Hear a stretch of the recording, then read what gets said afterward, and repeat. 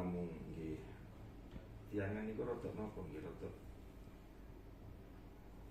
kepo lek cara saniki Mbah Kuncen. Saya itu dulu nginep di Mbah Bonang tahun 1996, itu kurang lebih hampir 1 bulan nginep di sini karena saya dulu sarap, saya sarap 3 tahun setengah. SAG Itu nggak ada yang namanya Abdurrahman Al-Kaf, nggak ada Husain Al-Habsyi. Tapi kemarin sebelum Ramadan saya kesini dengan orang Tasik, tulisannya banyak yang tiba-tiba jadi Mbak Lawi. Nah ini tadi saya nyorot juga masih. Itu nyuwun baginah mawon. Itu ceriyose pripun ceritanya bagaimana.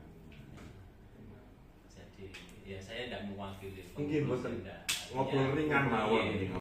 Jadi sepanjang yang saya ketahui selama jadi pengurus di Yayasan Makom Sunan Bonang ini dan merupakan orang asli Tuban, dan kita juga mendapat masukan dari para sesepuh-sesepuh orang-orang tua yang dulu.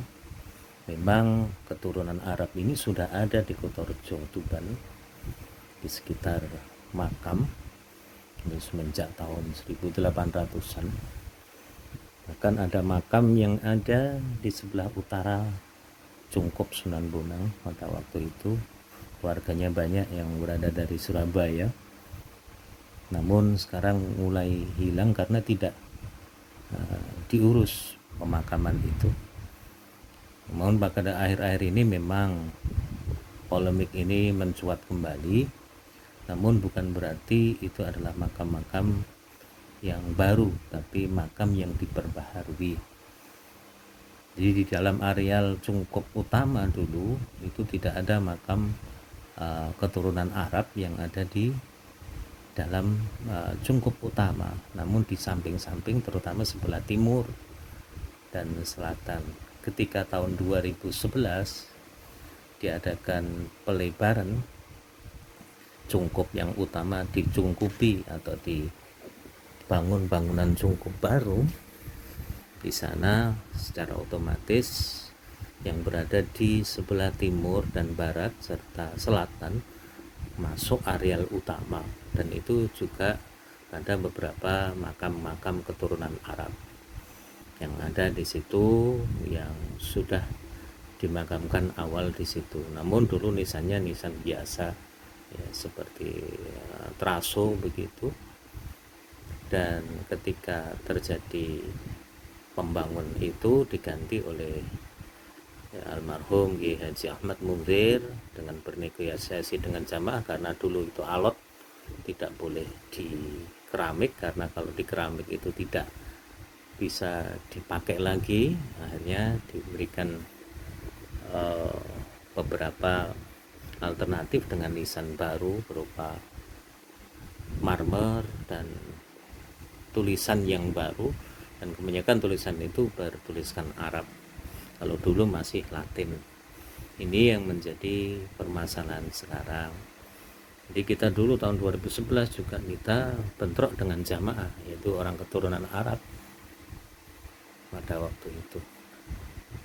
Polemik ini memang akhir-akhir ini mencuat. Kalau dulu tidak ada permasalahan, kita di Tuban ini tidak ada masalah dengan para keturunan Arab di sini. Kalau dulu itu panggilannya di sini bukan Habib ya, panggilannya itu Bang atau Ye, Sayyid, Tuan artinya. Kalau memang ahli agama biasanya panggilannya Bang Ye. Itu yang kami tahu dari sesepuh-sesepuh.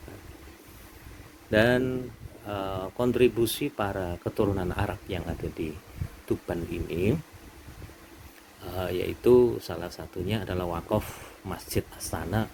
Di situ Masjid Astana memang dibangun oleh keturunan Arab yang berasal dari Surabaya. Markanya saya lupa kemarin. Itu 3 buah masjid yang ada di Astana Sunan Bonang, di Kuto, yaitu di Kutorejo ada Masjid Nur, dan ada di Palang salah satunya. Dan yang mengurus makam atau Masjid Astana Sunan Bonang dulu juga seorang keturunan Arab, yaitu Bang Mahdali dan adiknya Bang Durrahman atau siapa itu, yang menjadi salah satu yang mengurusi Masjid Astana. Jadi ada sinergitas antara ulama dan para keturunan orang Arab yang ada di Torjo ini dulu memang seperti itu. Namun banyak dari orang-orang keturunan ini memang minim dalam bidang agamanya ya. Jadi mereka lebih banyak berdagang di Tuban ini. Namun sekarang sudah mulai banyak dari penerus-penerus dari keturunan Arab yang ada di Tuban ini yang mereka mondok dan melanjutkan. Bahkan tahun 90-an itu ketika ramai-ramainya kecanduan pil atau kecanduan narkoba, ini juga banyak yang termasuk orang Jawa juga sama yang terkena kasus-kasus yang menyangkut kecanduan tersebut, pil koplo dan lain sebagainya.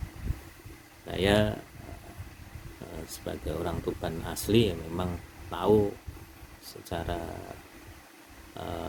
umum ya, karena memang banyak orang keturunan Arab dulu mengaji dan juga belajar agama di pondok abah saya, yaitu Kiai Haji Muhammad Ali Tamam, yang merupakan Ketua Majelis Ulama Indonesia Kabupaten Tuban mulai pertama MUI berdiri sampai beliau wafat tahun 1997.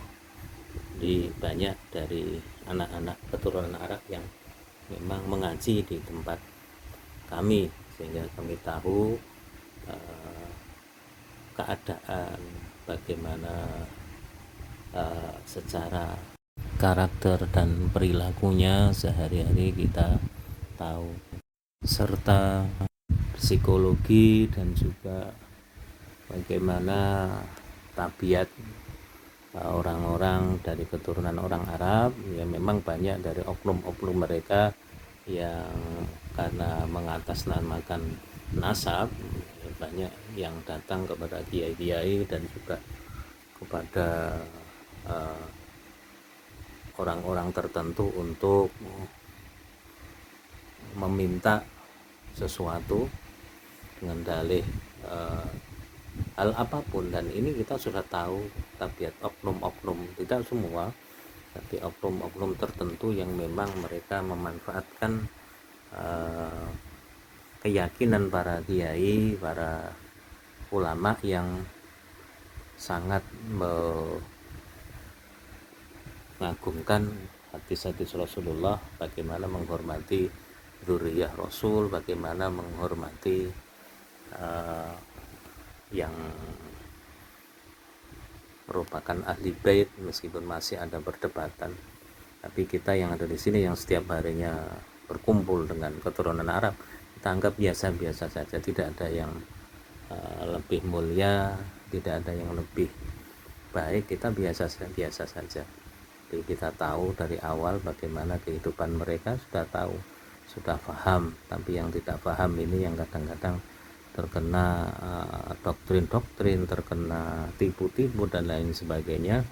Dan kami juga sering didatangi, minta mau haul ke sana, minta uang segini cepat, kami tolak. Itu adalah oknum, biasanya dibuat untuk mabuk, untuk melakukan perbuatan-perbuatan yang di luar, dan mereka karena itu menjadi kebiasaan, akhirnya kadang-kadang ini yang membuat citra daripada keturunan Arab itu kurang baik di mata masyarakat. Namun sekarang sudah ada para penerus yang bisa memberikan pencerahan. Jadi kalau dulu jamaah orang Arab itu tidak ada figur, alhamdulillah sekarang sudah ada figur. Namun kita juga harus menghormatinya dengan lebih baik, dan salah satunya sekarang kita masukkan di dalam jajaran pengurus yayasan supaya tidak terjadi bentrokan kembali antara kita dan juga jamaah yang kadang-kadang karena salah paham terjadi permasalahan seperti tahun 2011 yang lalu, bagaimana pengelolaan makam Sunan Bonang ini berjalan dengan baik dan tidak ada resistensi antara keturunan Arab yang ada di situ yang ingin memakamkan para ahli kuburnya di makam Sunan Bonang. Dan kita punya aturan kalau memang ada tempatnya dan itu bisa mengganti tempat ahli warisnya, maka kita perbolehkan. Dan ini adalah wewenang BPKW atau BPCB Jawa Timur untuk mengatur ini, karena banyak ada makam-makam lama yang dihilangkan. Terima kasih.